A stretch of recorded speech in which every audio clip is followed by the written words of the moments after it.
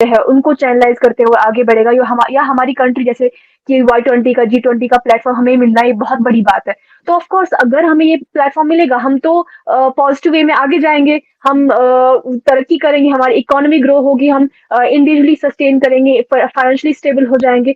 तो ये तो इनडायरेक्टली किसकी हार है? उस देश की जो कि ऑफ कोर्स कभी चाहता ही नहीं कि कश्मीरी यूथ जो है वो खुद अपने पैरों पे खड़ा हो जाए। हमेशा वो फसाद, दंगे, ड्रग्स वगैरह में साथ पाकिस्तान की इकोनॉमी नीचे जा रही है, पॉलिटिकल स्टेबिलिटी है नहीं, एक सिविल वार चल रही है अपने ही मुल्क के अंदर। इस सिविल वार के बावजूद भी क्या पाकिस्तान को होश होगी कि हिंदुस्तान में क्या हो रहा है? सी as I said कि India is right now doing the presidency of G20, so we cannot take any chance. We can't just say कि हाँ कोई तो इकोनॉमी लो इकोनॉमी से जूझ रहा है, वो थोड़ी हमारा कुछ बिगाड़ सकता है। बट कि अभी रिसेंटली मैंने देखा कि आप Y20 की मीटिंग के अंदर थी, ऐसा समिट जिसके अंदर टर्की तक आया हुआ था, चाइना मस्कर आ गया, और जो अरेंजमेंट्स हमें नजर आ रहे थे ऑन स्क्रीन, जो हम देख पा रहे थे, दैट वाज अमेजिंग। उसको लेकर पाकिस्तान की तो आंखें खुली की खुली रह गई हैं। बल्कि ना सिर्फ पाकिस्तान, पूरी दुनिया सोच रही थी अगर Y20 में ये हाल है तो G20 में क्या होगा। क्या कहेंगी इस राइट, पे? जैसे कि कश्मीर में Y20 होना, G20 होना अपने आप में ही बहुत बड़ी बात है। यहाँ की यूथ के लिए इट्स मतलब सबसे बड़ा दरवाजा है ये, to open it for their betterment, for their employment, for broadening their vision, उनके लिए और एम्प्लॉयमेंट के वसीले खड़ा करना। तो मैं ये समझती हूँ कि इंडिया की प्रेसिडेंसी में कश्मीर में Y20 होना, और उसमें मतलब ए पॉलिटिकल सारे जितने भी टॉपिक्स है वो सारे डिस्कस हुए। एंड जैसे कि as I was representing India there and I belong to Kashmir, so a Kashmiri youth was representing India, it's a big deal. And I got to interact with national panelists, international delegates, and all the delegates across the country, across the world. And of course I was feeling good कि यार I am getting to exchange my vision, my ideas, my views. तो मुझे लगता है उससे बड़ी बात और क्या ही हो सकती है to for for youth of Kashmir. And this is the very beginning. इंशाल्लाह इसके आगे अभी बहुत कुछ कश्मीर के यूथ के लिए होने वाला है। फरहाना, क्या इससे पहले कभी कश्मीरियों को इतना बड़ा प्लेटफॉर्म प्रोवाइड किया गया था to represent themselves? Of course not. I don't think if you ask me, I may be wrong, but I don't think कि इतना बड़ा प्लेटफॉर्म इससे पहले कभी मिला है कश्मीरियों को। G20 is like leadership of 20 countries, it's a big deal. तो उसमें कश्मीरी यूथ अपने देश को रिप्रेजेंट कर रहा है। आई थिंक ये पहला ऐसा मौका है जो कश्मीरी को मिला है। And I am very grateful for the organizers कि उन्होंने कश्मीर में इस चीज को ऑर्गेनाइज करने की सोची। फरहाना जी, इसके अंदर टर्की जो है वो आया, जो कि पहले प्लान नहीं था। पहले एससीओ की मीटिंग में या उससे पहले जितने भी सिनेरियोज हुए, कहीं से नहीं दिख रहा था कि टर्की इसका पार्ट बनेगा। But on 11th our Turkey पहुंच गया इसको अटेंड करने, जिसकी बहुत ज्यादा जलन हुई पाकिस्तान को। तो अंदरूनी हालात टर्की को देख के क्या थे वहां पे? ऐसा कुछ नहीं है, टर्की को देख के ऐसा कोई नहीं हुआ कि जेलिसी है और something. In fact we were happy, जितने भी कंट्रीज पार्टिसिपेट करेंगे वो तो हमारे लिए अच्छा है कि हमारे it's counting the star of a uniform kind of. तो हमारे लिए बहुत बड़ी बात है कि हम चलो 19 नहीं 20 कंट्री से टर्की ऐड हो गया, तो अब we are able to interact to more and more countries, leaders of more and more countries. So it's very big thing for us. And we as a country and as a host and India के भी presidency and on तक, I don't know for what reasons we will be jealous of anything or any country. We as per I noticed, we literally welcomed every country to come to Kashmir or any other state of country of India and exchange their views, because जो भी आए delegates, जितने भी international delegates थे, they were not just common people, they were highly intellectual people. So intellectual people from Turkey really means a lot to us, मतलब उनके साथ बैठना, उनके साथ तबादले ख्याल करना, ये बहुत एक बड़ी बात है। आई डोंट नो इंडिया इसमें काइंड ऑफ, बिकॉज जेलसी वही जगह होती है जहाँ पे इनसिक्योरिटी होती है। And to be very honest, I don't think India was ever insecure of any other country. Farhana ji, आज मैं एक TV9 आप लोगों का चैनल इंडिया का, उसके ऊपर ये न्यूज देख रही थी कि पाकिस्तान को लेके बहुत ज्यादा सिक्योरिटी खदशात हैं G20 में इंडिया को, जिसकी वजह से कश्मीर में होने वाले श्रीनगर के अंदर बहुत ज्यादा सिक्योरिटी टाइट भी कर दी गई और सिक्योरिटी के हवाले से बहुत ज्यादा इंतजाम भी किए जा रहे हैं। जितने पहले हो रहे थे उससे भी ज्यादा हो रहे हैं, क्योंकि उनको लगता है कि कभी भी कुछ भी हो सकता है, because according to them Pakistan is so much jealous of them. क्योंकि पाकिस्तान शायद नहीं चाहता है कि G20 कश्मीर के अंदर हो या इवन G20 हो भी, क्योंकि इससे बहुत ज्यादा बेनिफिट्स हो सकते हैं। तो कैन यू प्लीज एक्सप्लेन कि क्या सिक्योरिटी इश्यूज हैं और कौन से ऐसे इकदाम हैं जो इन फ्यूचर G20 से पॉजिटिव चेंजेस हैं जो G20 से आ सकते हैं इंडिया के अंदर? देखिए, एक ऐसी स्टेट, जम्मू कश्मीर एक ऐसा स्टेट है जिसको पाकिस्तान ने हमेशा हथियार बना के एज ए इमोशनल हथियार और व्हाट्सएवर आगे they have attacked India, Kashmir को हथियार बना के out of nowhere. Maybe they are making, not maybe, I am very sure they are making people fool here out of on the name of religion, on the name of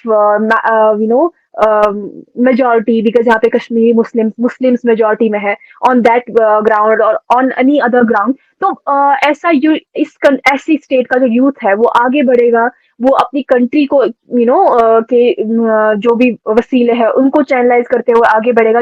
या हमारी country जैसे कि Y20 का, G20 का platform हमें मिलना ये बहुत बड़ी बात है। तो ऑफ कोर्स अगर हमें ये प्लेटफॉर्म मिलेगा हम तो पॉजिटिव वे में आगे जाएंगे, हम तरक्की करेंगे, हमारी इकोनॉमी ग्रो होगी, हम इंडिविजुअली सस्टेन करेंगे, फाइनेंशियली स्टेबल हो जाएंगे। तो ये तो इनडायरेक्टली किसकी हार है? उस देश की जो कि ऑफ कोर्स कभी चाहता ही नहीं कि कश्मीरी यूथ जो है वो खुद अपने पैरों पे खड़ा हो जाए, हमेशा वो फसाद, दंगे, ड्रग्स वगैरह में मुलव्वस रहे। तो अब मैं श्योर ऐसी जो भी कंट्री होगी जो ये सब चाहता होगा, why would they be happy कि कश्मीर को के यूथ के सामने इतना बड़ा प्लेटफॉर्म लेके आ रहा है इंडिया। तो I think I completely agree with this thing. And रही बात जो भी सिक्योरिटी मेजर्स लिए जा रहे हैं, तो एज आई टोल्ड यू कि G20 Y20 का होना बहुत बहुत बड़ी बात है। एंड नवंबर तक तो अभी ये है हमारे पास। तो in order to make it successful, I don't think as a country we will take any chance कि हमें जरा सा भी कहीं पे प्रॉब्लम हो जाए, जरा सा भी हम कहीं पे, क्योंकि इंटरनेशनल डेलीगेशंस का आना is a big deal. And India abhi is in the presidency of India. It's like a responsibility. It's a very very big responsibility. यहाँ तो आप तो ये बोल रहे कि सिक्योरिटी बढ़ाई गई है, यहाँ तो मई के महीने में सारे शूट्स बंद कर दिए गए, कोई शूट नहीं हो रहा है, क्योंकि हर एक, चाहे वो कॉमन बंदा हो, चाहे वो प्रेस हो, चाहे वो एडमिनिस्ट्रेशन हो, चाहे वो पॉलिटिशियंस हो, हर एक का अभी जो तवज्जो है G20। Everyone is trying to make it successful in India and in Kashmir as well. तो आई थिंक उस चीज के हवाले से सिक्योरिटी का बढ़ाना एंड मेजर एक्सट्रीमली मेजर्स लेना या नए मेजर्स सिक्योरिटी के लिहाज से, I think it's the need of an hour. Farhana, as I know कि यू बिलोंग टू इंडस्ट्री, तो आप fashion industry, Bollywood acting industry सबसे बिलोंग करते हो, तो हमेशा कश्मीर के अंदर या कोई भी मुस्लिम कम्युनिटी हो तो उसके अंदर इस चीज को पॉजिटिव पर्सपेक्टिव से नहीं देखा जाता। एक ऐसी कम्युनिटी से निकल के today you are representing youth of Kashmir, तो क्या अब लोगों का पर्सपेक्टिव बदला आपको लेकर या अभी भी वही है? देखिए, मुझे लगता है कश्मीरी लोगों का जो मतलब मेरे खिलाफ है, आई डोंट नो इफ उनका पर्सपेक्टिव मेरे अगेंस्ट अभी भी है या बदल चुका है, या अभी आफ्टर Y20 वो मेरे बारे में क्या सोच रहे हैं। I really didn't bother to understand it, to just see कि क्या बोलते हैं लोग। अभी तो मैं Y20 में गई हूँ, what do they think about me. I am very sure कि मोस्टली शायद ही खुश ना हो, शायद, बिकॉज ऐसा होता है कि एक एक्टर प्रेजेंट कर रही है। मैं as a alumni of Kashmir University, I was presented as a panelist, मतलब not as an actor, as alumni of Kashmir University. So उस हैसियत से मैं नेशनल पैनलिस्ट थी। एंड कश्मीरी यूथ का मेरे रिगार्डिंग क्या ख्यालात है, क्या नहीं ख्यालात है, जैसे मैं आपको बोला पिछली बार भी हमारी बात हुई कि एक्टिंग को लेके ज्यादा एक्सेप्टेंस है नहीं, बट क्या पता शायद इस चीज को लेके कि एक प्लेटफॉर्म मिल रहा है अपनी आवाज को आगे रखने का, अपने विजन्स को, आइडियाज को आगे रखने का। मुझे लगता है कि इस चीज को लेके कश्मीरी यूथ का अभी माइंडसेट चेंज हो सकता है एंड होना भी चाहिए, because this is the high time. अभी नहीं तो फिर कभी हो सकता है। फरहाना, आने वाली G20 जो है वो यूथ को तो बहुत ज्यादा उसके लिए बेनिफिशियल होगी ही होगी, but what you think India की इकोनॉमी के लिए, इंडिया के टूरिज्म के लिए, कश्मीर के लिए बाय इटसेल्फ कितनी बेनिफिशियल हो सकती है? जो ये समिट है, ग्लोबल 20 G20। तो इसका तो मकसद ही यही है कि इकोनॉमी को बूस्ट करे हर एक कंट्री को। इसका मेन मकसद ही यही है। एंड इंडिया, अभी इंडिया की प्रेसिडेंसी में अभी इंडिया का one of the goal is कि वो फ्री ट्रेड करे अक्रॉस द वर्ल्ड, बाकी कंट्रीज के साथ, ताकि उसके अपने रिलेशंस, अपने टर्म जितनी भी कंट्रीज है, जितने G20 में है या G20 से बाहर है, उन सब के साथ रिलेशन स्ट्रांग हो जाए। एंड अगर मैं स्पेसिफिकली कश्मीर की बात करूं, बिकॉज अगर लास्ट टाइम मैंने आपको कहा कि अगर हम देखें इंडिया के बाकी स्टेट्स के लिहाज से, कश्मीर किसी न किसी रीजन से इकोनॉमी थोड़ा पीछे रह गया है, सॉरी। तो उस चीज को मद्देनजर रखते हुए, जैसे कि टूरिज्म की अगर बात करें, टूरिज्म तो हमेशा से चलता आ रहा था, टूरिज्म में आई डोंट थिंक कोई भी खलल पड़ी। Tourism always like if it goes down it comes up immediately. So इससे हमें ये फायदा होगा कि हमारे बाकी जो इंडस्ट्रीज हैं, गवर्नमेंट इंडस्ट्रीज या प्राइवेट इंडस्ट्रीज है, वो भी फ्लोरिश करेंगे। जैसे कि बाहर के जितने भी लोग हैं, जो डेलीगेट्स यहाँ से वापस जाएंगे, sorry, they will give a very positive response, ठीक है। तो उस चीज को लेके दे विल थिंक कि they can invest in Kashmir, एक कश्मीर जैसी जगह पे वो इन्वेस्ट कर सकते हैं, जैसे कि अभी सऊदी कर रहा है। They can give it A thought, India के बाकी बाकी इंडस्ट्रीज में, बाकी स्टेट्स में वो इन्वेस्ट कर सकते हैं। तो इकोनॉमी को बूस्ट देने के हिसाब से अगर हम देखें तो G20 can play a very very big role.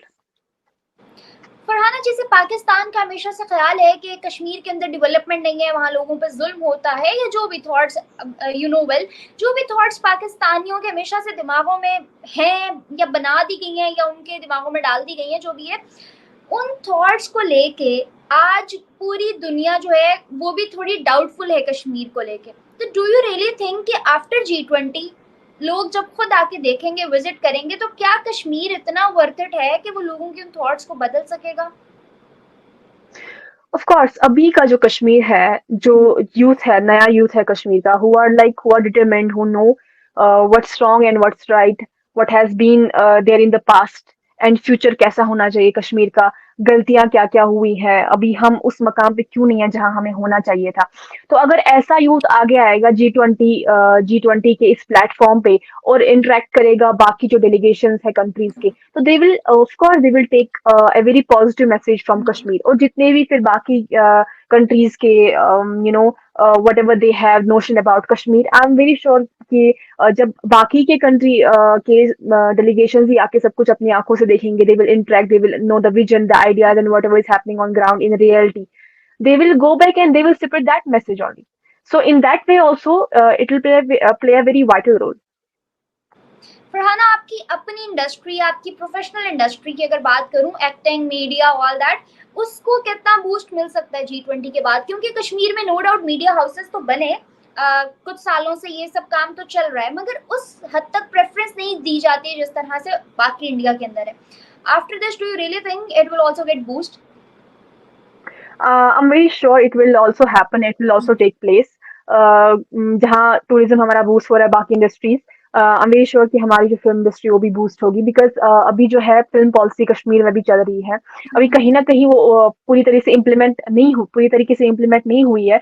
But as I told you कि पूरा जो श्रीनगर है, पूरा कश्मीर अपग्रेड कर रहा है, चाहे हम इंफ्रास्ट्रक्चर के हिसाब से देखें या यूथ को एक इंटरनेशनल प्लेटफॉर्म देने के हिसाब से देखें, तो वहाँ जो है एक एंटरटेनमेंट का भी एक अहम रोल रहता है, एक सोसाइटी को अपग्रेड करने में, एक स्टेट को अपग्रेड करने में, एक कंट्री को अपग्रेड करने में।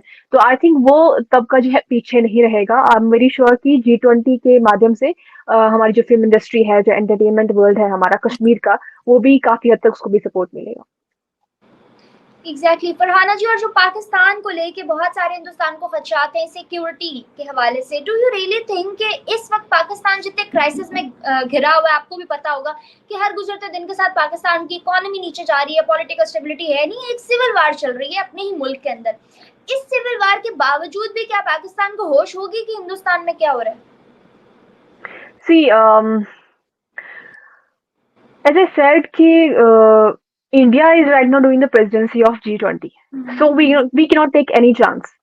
We can't just say कि हाँ कोई तो इकोनॉमी लो इकोनॉमी से जूझ रहा है, वो थोड़ी हमारा कुछ बिगाड़ सकते हैं. But what if they did? Because we could never believe Pakistan in past. Neither I think we can do it in future. Neither we do it in present.